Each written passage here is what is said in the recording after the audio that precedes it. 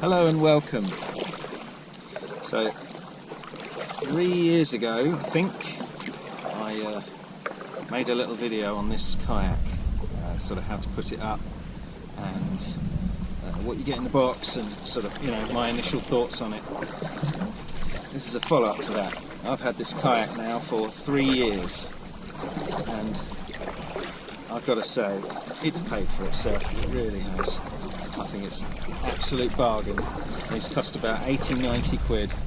I say I've used it 3 years in a row for sort of summer stuff. I used it in the winter last year for a river trip. I've used it in the sea, and I just think it's brilliant. So if you're thinking about getting one of these and you're not entirely sure, I'd say just do it, because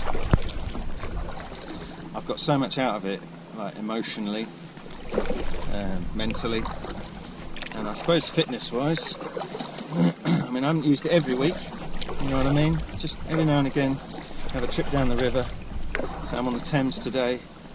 I've done a bit on the sort of Basingstoke canals, I did a bit on the River Way over near Guildford, and this boat has performed its duties admirably on all of these things.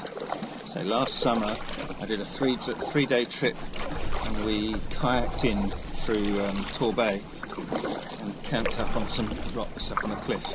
And I say I was really concerned about this boat in the sea, and while it's never going to be as good as a hard shell boat for obvious reasons, you know, it's not a bad little thing for the money, you know. And if you get 1 year, 2 year out of it, and you get some enjoyment, you know, 80 quid for that, I think, is a bargain. And, you know, it won't last. One day it'll pop, but say 900 and something days that I've had it, it's done okay. So, yeah, that is my thoughts on the Intex K2 Challenger. And as far as inflatable boats go, you know, there are better ones, don't get me wrong, there really are better ones out there. There's ones with double skins and all, but you're starting to pay £200-300 for them, and you may as well get a hard shell boat and be done with it. If you want to spend under £100 to get, you know, some really good days and some good enjoyment, you can't go far wrong with this boat. And a lot of people say to me in the comments of other videos on this boat, you know, what's it like with one man in it? And, you know, should I get the K1 rather than the K2? I would say the K2 every time. A friend of mine's got the K1 and it's tiny. You can just about get a person in it, but you can't get much else in there. I say, K2, I generally use it on my own. I only put one seat in, I sit at the back, and my stuff is loaded at the front. I've got a waterproof barrel and a dry bag today because I'm only out on a day trip. But I say, I've camped off this boat and I've had, you know, 3 days worth of food, supplies, firewood and all that sort of thing loaded up in it, and paddled it on the sea. And it's good. And yes, they do get, you know, the wind is a problem with them,